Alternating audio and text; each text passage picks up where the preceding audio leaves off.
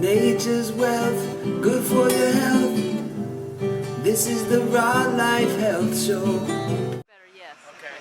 Hello everybody, it's Paul Neeson with the Raw Life Health Show, and we are in Charlotte, North Carolina. I'm about to head out to do some more talks in the North Carolina, South Carolina area, but I met the lovely Dr. Akarya, and we're just about to interview her right now, so say hello. Hello. Okay, and here comes her interview.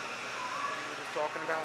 Okay, yes, my name is Akarya, and my specialty is I really want you to make decisions for your health. You have to become your own doctor. It's not so much just what you eat, but it's your emotions. You may find 100% raw foodist that's very acid because they have very negative attitudes, and then they're so judgmental about everybody else. And then you may find a meat eater that's just really happy with how he is, and he may be very, very alkaline.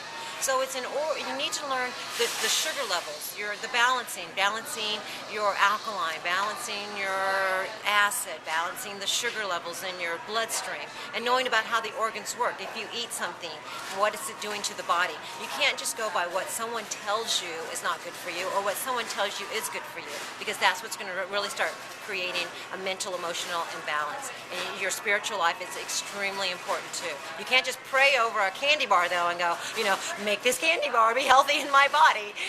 There's still a balance as far as what you eat, but also your emotions along with that. You have to realize that ulcers are called 90% because of the emotion when someone gets stressed. So if you're trying to fit into a box that you don't fit in perfectly, it's just gonna really create an unhappy situation. You have to say at the end of each day, was I happy? If every morning you wake up, how can I be happy? How can I make the people around me happy? And one of the biggest light bulbs that went off for me was when I was sitting one day and dealing with some raw foodists, and I was realizing that I know so many meat eaters that were like nicer than some of the raw foodists that I was around, because they were hiding so much, or they were just so judgmental and putting so much pressure on themselves and the people around them. They were making their families unhappy. What you want to be is you want to be an example with your mouth shut. You want people to come up to you and go, "You're glowing, you're wonderful, what is it?" And you kind of say, "Oh, maybe I'll tell you, maybe I won't." But you need to be that shining example from the inside out. You can't force anything down anyone's voice, down anyone's throat, and expect them to want to be like you, because they're seeing your emotions and what you're not saying more so than what you're doing.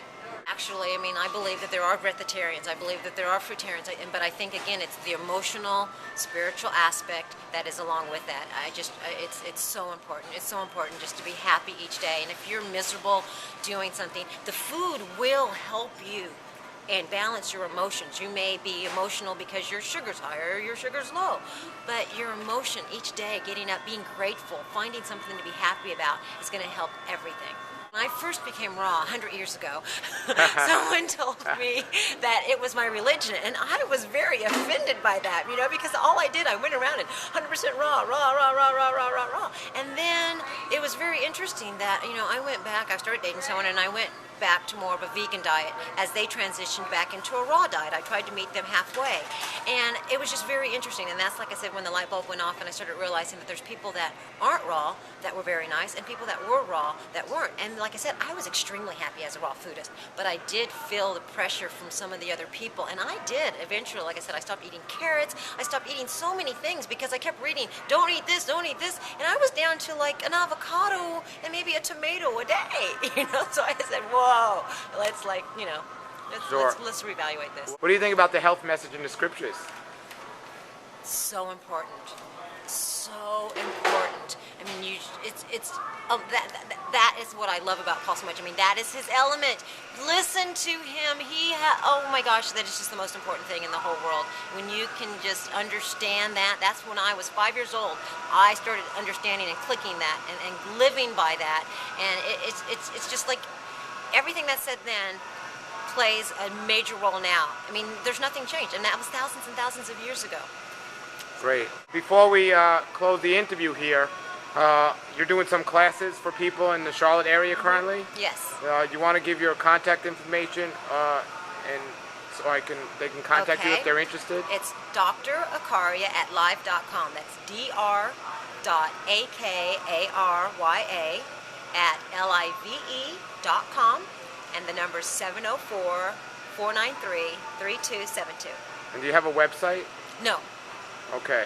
But you do have a 24-hour security, so you only call her for raw food questions and nothing else. Or she's gonna get a security after you, right? Well, that's the office number. Okay, that's good. The security, yeah. Sounds good. Okay, anything you want to share before we go? Be blessed, be happy, live a loving life, and love everyone around you.